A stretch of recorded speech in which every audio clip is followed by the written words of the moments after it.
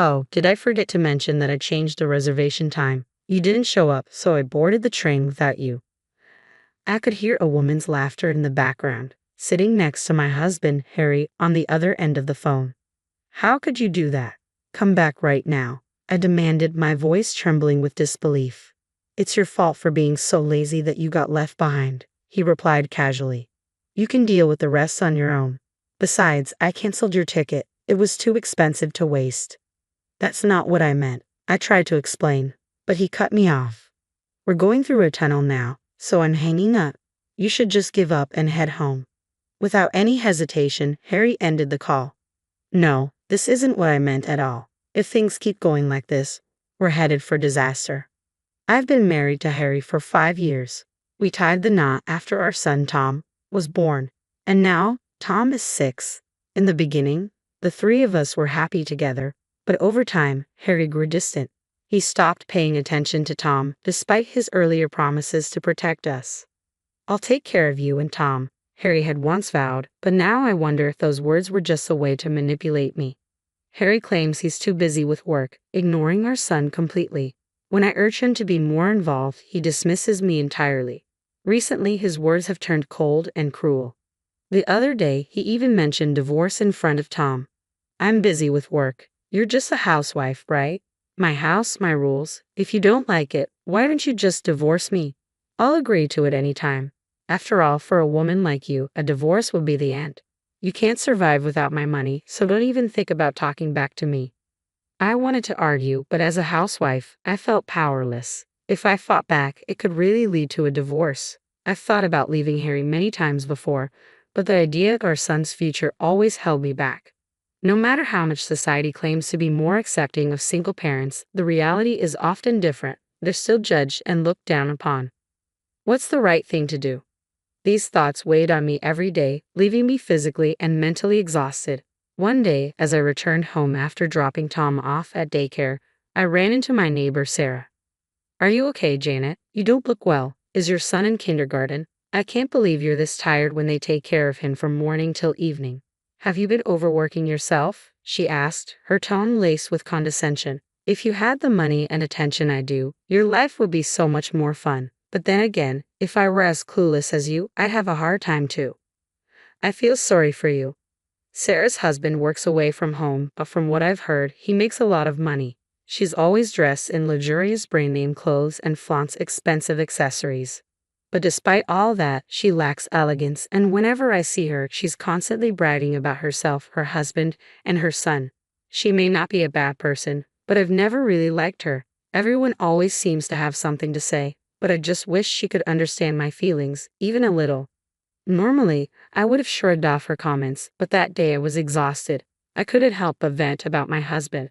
No, I'm just a housewife, so I'm not tired from work, I admitted, feeling drained. But my husband is always complaining about how busy he is and shows no interest in our son. Lately, he's been so irritated that he even talks about divorce in front of our child. I feel sorry for Tom. The moment the words left my mouth, I regretted sharing my frustrations. When I looked at Sarah, her expression had hardened. You're a full-time housewife, and you dare to criticize your husband, the one who provides for your family. I feel sorry for him. Her voice dripped with disdain. I've never complained like that. My husband works hard, and as a wife, it's only natural that you should take good care of your children. This is why women like you struggle. She took the opportunity to look down on me and boast about what a good wife she was compared to me. I knew she would react this way. Maybe it's best not to get too involved with her. I quickly wrapped up the conversation with a polite greeting and hurried home. But that night, to my surprise, Sarah suddenly showed up at my door. I hadn't invited her, but she invited herself in. I'd like to get to know you better, Janet, she said with a smile that didn't quite reach her eyes. How about having dinner with me tonight? I love cooking, but my husband is incredibly picky, so I thought I'd visit you now that we're friends and learn some new recipes. Isn't it great that I'm motivated? I'll eat anything, so could you whip something up for us? Without waiting for an invitation, Sarah and her child barged into our home, clearly intending to stay for dinner. My husband, always the friendly one, welcomed them in without a second thought, but it was me who ended up serving them. Sarah's children ran wild, doing whatever they pleased, while she and Harry chatted endlessly, with Sarah proudly boasting about her kids. I was seething inside. We were finally seated at the table, ready to eat, when Sarah brought up our conversation from lunch. Harry, you're really doing your best, you know. You should make sure to remind your wife of that. She turned to me, a smug smile on her face. I told her that since you work so hard, it's only natural that she should take good care of the child. I'm perfect at it for our family. I work hard every day to take care of the house and the kids for my husband. I could never complain about that. Harry looked at me, his eyes narrowing in disbelief. Janet, did you really complain to her about this? I can't believe you. We're only getting by because of what I earn. I swallowed my frustration and forced myself to agree. Yes, you're right. Just as I thought the conversation might end there, Sarah suddenly suggested, let's go on a trip to treat your husband. The kids will be graduating soon. And it's perfect timing, don't you think? My husband's working away from home, so my kids are lonely. It'll be more fun with more people. If you're okay with it, I'd love to go with you. I expected Harry to shut down the idea, but to my surprise, he seemed pleased. Sarah had been standing up for him all evening, and now even the kids, pure and innocent, were caught up in the excitement. Everyone except me was in the mood for a trip. Leave all the preparations to Janet, Harry suggested. She's a stay-at-home mom, so she's got all the time in the world for that. I could barely contain my frustration. That's impossible, I finally said. With your salary, we can't afford to pay for a trip for 5 people. Besides, it's a one-parent situation. You're blaming your own son. I can't believe you. Harry's expression darkened. You don't appreciate me enough, do you? You're an absolute disgrace. Sarah, sensing the tension, chimed in. That's right, Janet. You don't appreciate enough at all. Do you even know your own worth?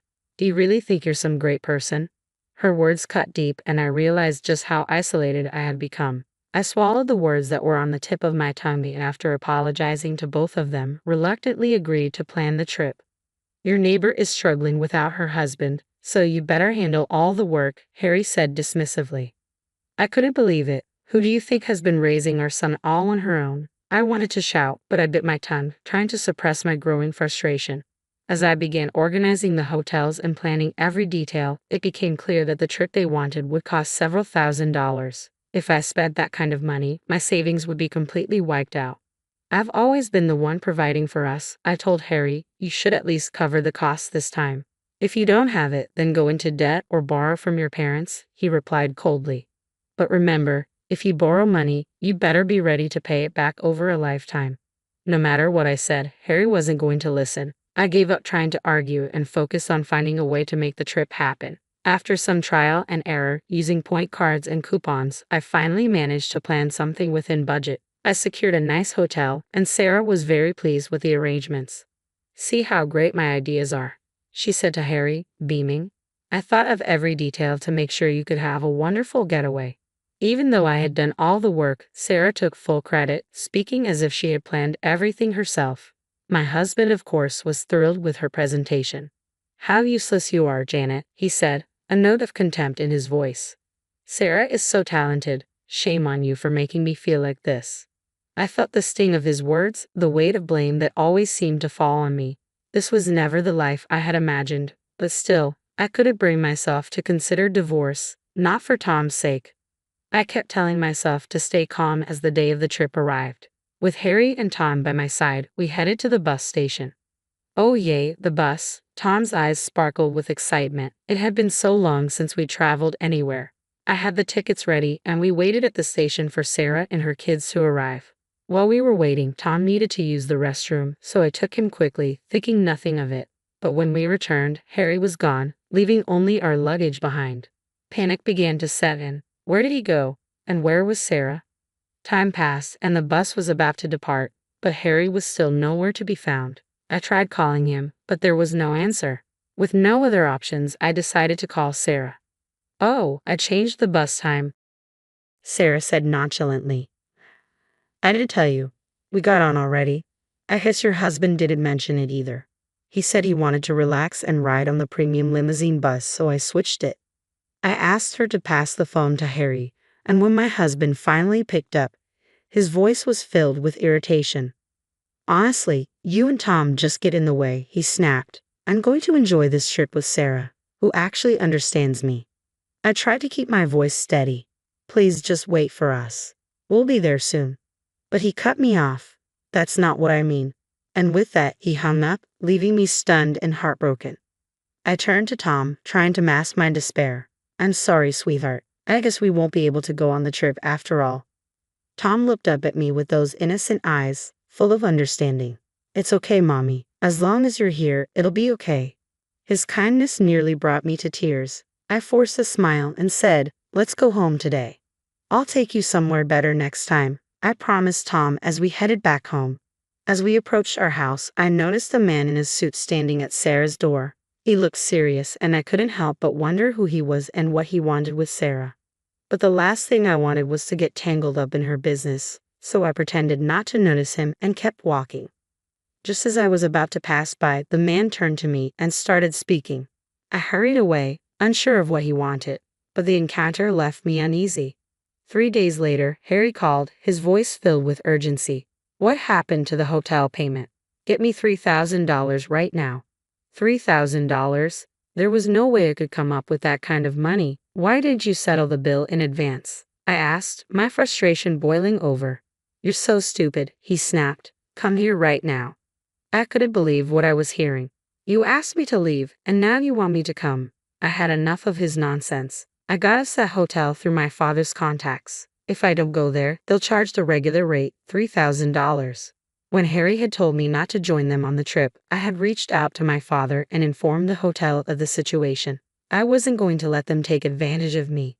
If you don't pay up now, we're getting a divorce, Harry threatened. Oh really? That's fantastic, I replied, unable to hide the smile spreading across my face. I wanted a divorce anyway. Harry seemed taken aback. Really? Yes, really. It's perfect timing. I'm sure Sarah will be much happier with you. Thanks for doing me a favor. I could practically hear Sarah chiming in, full of smug satisfaction. Unlike some idiot wife, Sarah really understands me. I couldn't help but laugh. Their self-importance was absurd. Well, you have no choice but to pay the hotel fee yourself. Harry fell silent. Of course he did. His salary was only $700, despite his pretenses of working at a major company. We managed to cover the rent where we live now with passive income from the property I bought when I was still single. Yet Harry only contributed about $300 a month, acting as if that was enough to cover all our food expenses. Honey, you shouldn't lie, I said, my voice tinged with frustration. Have you been lying? You have, haven't you? I can't stay with a man who doesn't make enough money. This means my husband is way better. I said nothing more and handed the phone to the man standing beside me. I'm divorcing you, Janet. You've been cheating on me, haven't you? Why are you there, honey? I thought you were away working. Harry's voice faltered with confusion and panic. To my surprise, the man in the suit who had spoken to me 3 days ago was Sarah's husband, Jack. 3 days earlier, when I returned home after being left behind at the bus stop, Jack had approached me, having just returned from work himself. Upon hearing the situation, Jack had apologized repeatedly and revealed that Harry and Sarah were having an affair. He explained that he had come home unexpectedly to gather evidence of their betrayal. I asked my father to contact the hotel and arrange for pictures to be taken of Sarah and Harry together during their stay. The images show them sharing light kisses, with Sarah clinging to Harry's arm and acting overly affectionate. Seeing Harry so happy and confident with her was sickening. Luckily, I already had the divorce papers, as Harry had previously threatened to divorce me and had thrown the signed papers at me in anger. As soon as I confirmed the affair, I decided to file the papers and finalize the divorce. It was a decision I made after carefully consulting with my child and thinking it through. And then, finally, I was free from Harry. I was told that Sarah's kids weren't at the hotel, so I quickly went searching for them and discovered they had been left at Sarah's parents' house. When Jack arrived to pick them up, he showed Sarah's parents the evidence of the affair and the photographic proof. Overwhelmed with guilt, they apologized to Jack with tears in their eyes. As we awaited a response from Harry and Sarah, who had betrayed both Jack and me, Sarah tried to justify her actions with absurd excuses. She claimed that she pretended to have an affair with Harry to provoke a reaction from me, hoping it would make me change my attitude. Her excuses were pathetic, and it was clear she had orchestrated everything deliberately, leaving her kids behind while planning to enjoy the affair with Harry funded by my money. Jack was deeply apologetic and offered to cover the costs of the trip from his savings, pleading for forgiveness. I couldn't simply accept his apology, though. It wasn't that easy. Harry, meanwhile, was threatened with legal action by the hotel staff for failing to settle the bill. His savings were insufficient, and he had to beg Sarah's parents for help. Eventually, they covered the hotel expenses, allowing him to return home safely. That same day, I hired an attorney to formalize the divorce, seek alimony, request custody of my son, and demand child support. I told Harry, who argued that Tom still needed a father, that he had been neglecting Tom and leaving him behind. It was clear to me that it was not in Tom's best interest to be with him. Jack also managed to secure his divorce without issues. Sarah, who resisted leaving Jack, found herself in a dire situation. She tried to stay in the house but was forced to move out when she couldn't afford the rent. Jack demanded alimony, and Sarah's financial situation deteriorated. She was evicted after staying too long and incurred a penalty fee. She eventually moved back in with her parents, where they were less than pleased with her situation. As for me, I felt a sense of relief and contentment. I could finally live peacefully with my son. I even invited Jack and his kids to stay at the hotel, and seeing the kids' smiling faces made me genuinely happy. I wish this peaceful life could last forever.